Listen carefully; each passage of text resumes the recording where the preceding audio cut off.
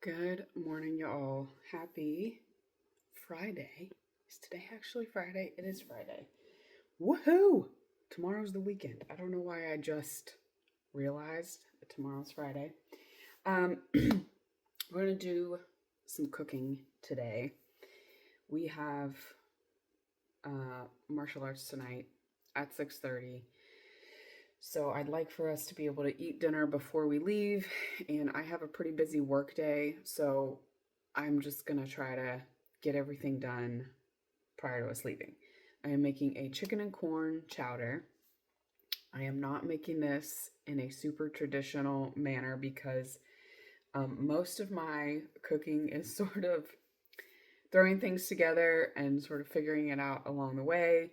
I am kind of craving a chicken and corn chowder, but also um, it's just based on like what I have. I don't want to go. I just went to this grocery store last night. I've got like almond milk and some other things that I can sort of finagle to make it creamy. We do have cheese, but obviously I have chicken from the chickens we butchered a couple weeks ago, and I have corn.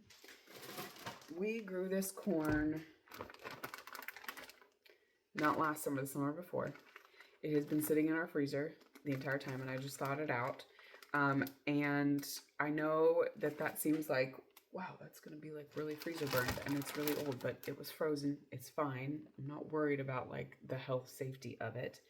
But I am trying to kind of use up those things in our freezer that have been in there for a while.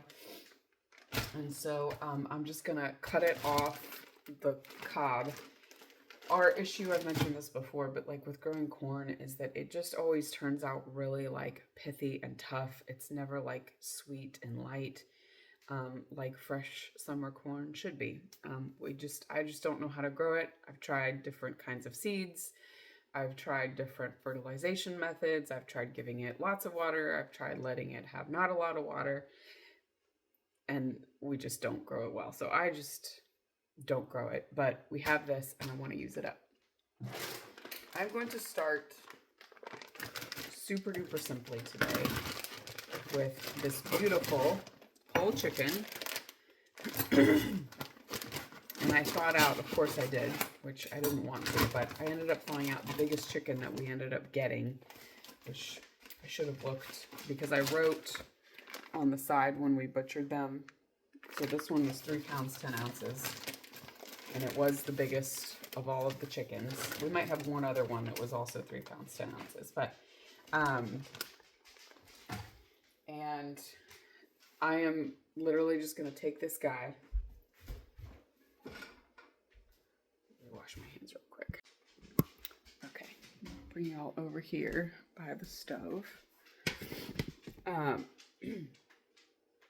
So I'm literally just starting with the chicken in the pot, as you can see. I'm going to cover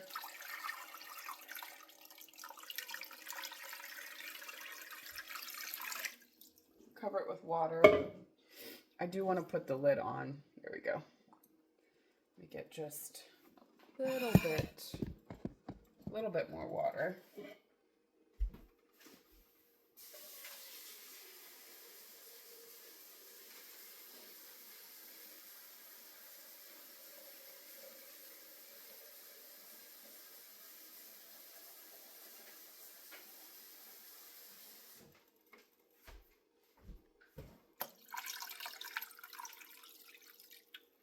What I am doing is I am starting with making just like a very simple chicken stock. The skin, I'm not even going to salt this.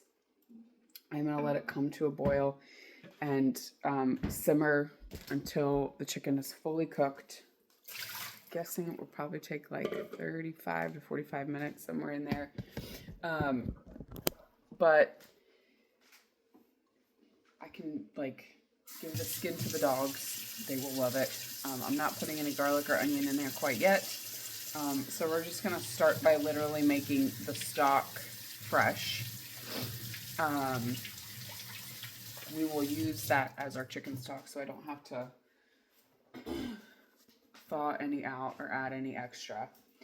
And then we'll take the chicken out, shred it, and then I will, to the same pan, like saute carrots, onion, I think I have celery, so do a mirepoix, and then the roux and all that. But I'll show you guys that when we get to it. I know traditionally when people make chicken and corn chowder, they start typically with like a base of bacon. I don't have any bacon. I have pork belly. I don't have any bacon that's been cured and is ready to go. And again, we're just going to keep this really simple. I think with just chicken, you can make this very, very flavorful. And it will require minimal input and prep other than like doing some veggie chopping and things like that. Which I can just do as I need to get up and take a work break. But yeah, so we'll be back once the chicken is done and ready to be shredded. Okay, the chicken is done. I have divided it up between broth. This is probably, I'm gonna say like 5 or 6 cups. And then about 4.5 cups of shredded chicken. The dogs are very happy because they got all of the skin and the tendons and the kind of fatty parts. So they enjoyed that. I went ahead also and cut the corn off of all those little cobs. And then I have a can of corn that we canned a while back, so I'm going to use that up as well. And I'm going to go ahead and dice up half an onion and saute it. And I'm going to brown the, like just kind of toast the corn with it a little bit as well.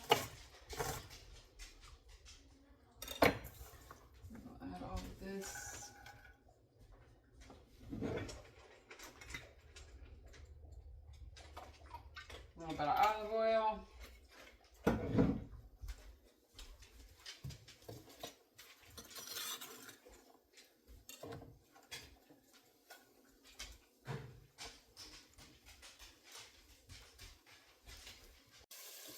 Okay, I also forgot about the carrot and the celery, so I'm going to chop that up, throw that in there as well.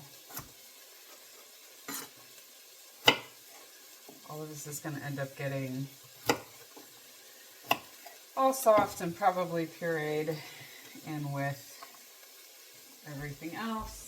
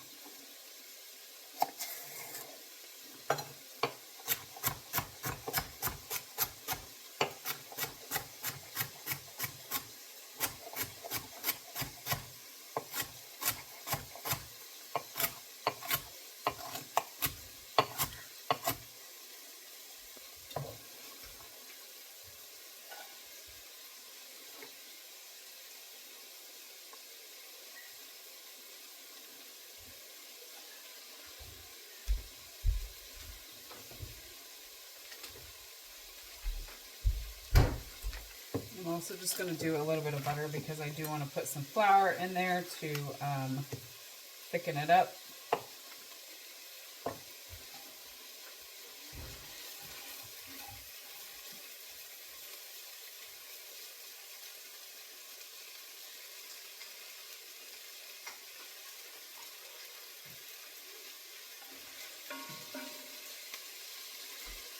my goal with like the little bit of olive oil and the butter is just to get the vegetables like just coated, not like drenched, but like just coated in enough fat that when you put the flour in, it kind of is enough to dissolve it, and sort of blend it in with everything. I don't know what the proper culinary term for that is.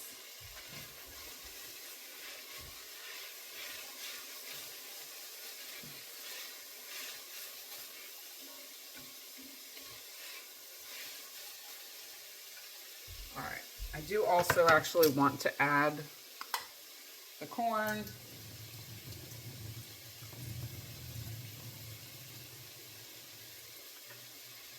Now my reasoning for toasting the corn is actually twofold. One is because if there is any botulism in the off chance present in that jar, and again, I know like with proper canning practices, it shouldn't be a concern. However, just in case, by heating it up, toasting everything, you're going to be able to sort of protect yourself against there being, let's see, is that a bone? No, that's not a bone. You know, there being botulism present, like I said, as long as you just cook everything. I'm going to just try to like toast that corn a little bit. And I'm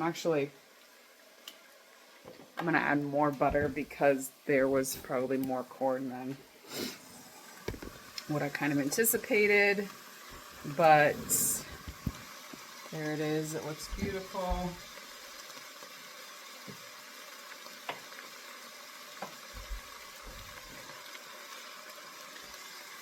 And really honestly, one of the reasons why like I cook the way that I do is just because like you can have as much or as little fat in something as you want. And that is a little bone. I'm glad I caught that. As much or as little salt in something as you want. You know, if you have people that are like very averse to onions, either don't like the texture or don't like the taste, you know, you can chop them up real small, or puree them or leave them out completely. So, I mean, this is just, again, the nice thing about sort of in general learning how to cook is that you then have the ability to really make things exactly how you want it, how the people in your house like it, without feeling like every time you have to follow a recipe like down to the letter. So that is why I do this the way that I do it.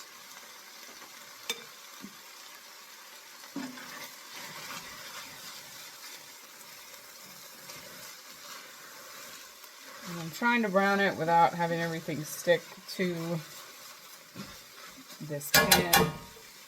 And at this juncture, I'm going to put the flour in.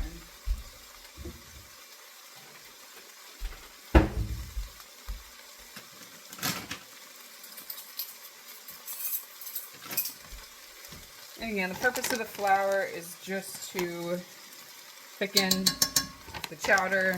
I'm going to put a couple tablespoons because I don't have like heavy cream or sour cream or Greek yogurt to thicken this. I'm going to be using almond milk.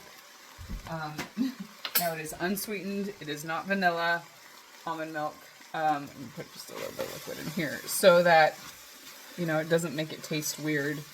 But it is thinner, you know, than a lot of other, you know, like creams or thickeners that you could put in here. Okay. All right, so everything is kind of coated with the flour. It's kind of thick. And I'm going to go ahead and add in my cups of chicken stock. I'm going to scrape the bottom. Try to get anything any bits and bobs that are on the bottom up.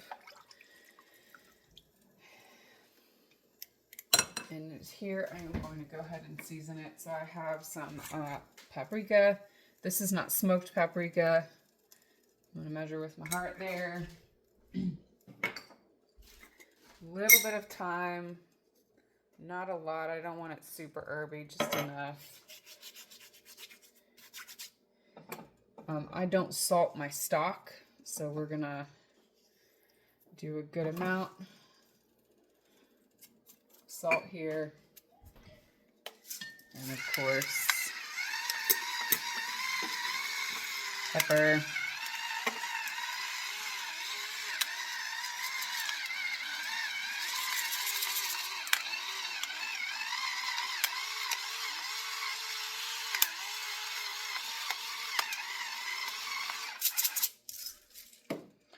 all right.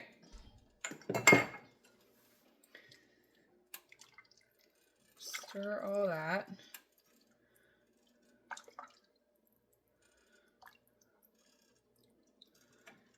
And we are going to let this come to a simmer, and we're going to simmer it until everything is soft and incorporated.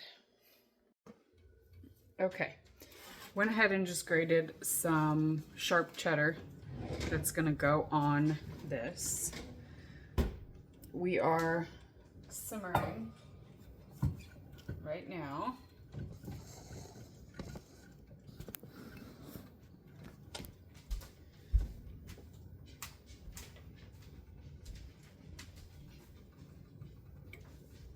I don't know where I put my things I was using. So the amazing thing, the awesome thing about this is that it really is just like a one-pot meal. It is, I mean, obviously it's got some spices in here, but if y'all just look at that broth, it's got fat in it. It's got collagen in it. It is so delicious. I've got, again, like I said, about 4.5 cups of chicken.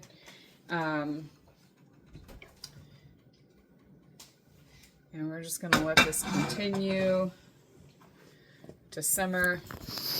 I need to go hang some clothes on the line. And so we're going to let this simmer sort of on medium high. My oven goes like high 8 and then 6. And so I'm putting it on like about a 6 with like the lid off kilter so that the steam comes out. Maybe we'll go down to actually just a 5. So steam comes out, it reduces down a little bit. I will put my immersion blender in, blend it up, and then add the chicken back in, and then see if it needs to be thickened up, etc. When I blend it, I'm not going to blend it all the way. I do still want like some of the corn bits still in there. We'll taste for salt, pepper, seasonings, whatever. And then when we serve it, we'll go ahead and serve it with some of that cheddar cheese on top. So we'll be back in a little bit. All right. This has been simmering for 25-35 minutes. So I'm going to get the immersion blender, turn it on low.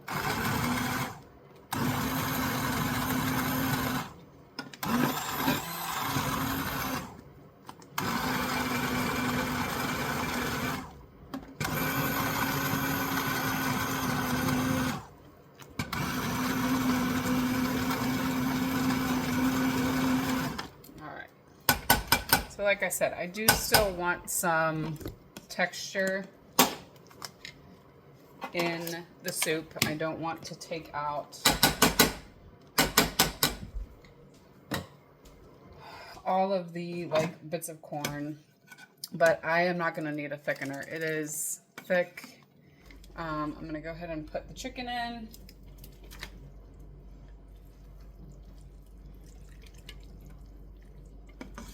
Stir this around,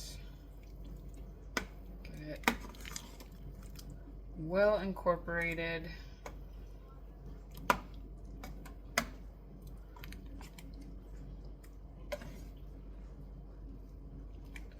That looks amazing. Look at that. Full of protein. That looks absolutely incredible.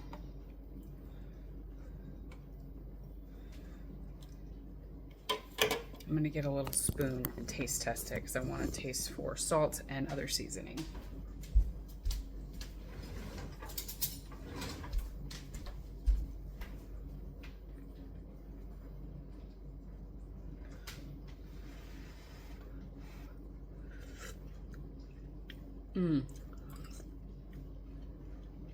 That is so good.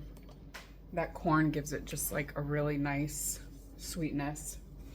Definitely needs more salt. I'll go ahead and stir that in.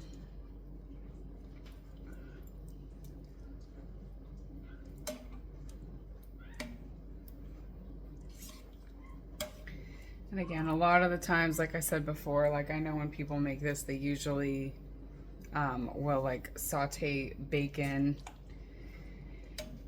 and put that in there, but I think it is good as gold. Just the chicken, nutritious. You also, by not putting the bacon in there, you're cutting down on some of the fat. So it's a little healthier.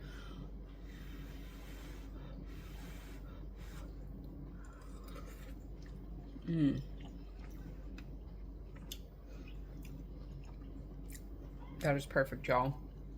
Perfect amount of saltiness. You can taste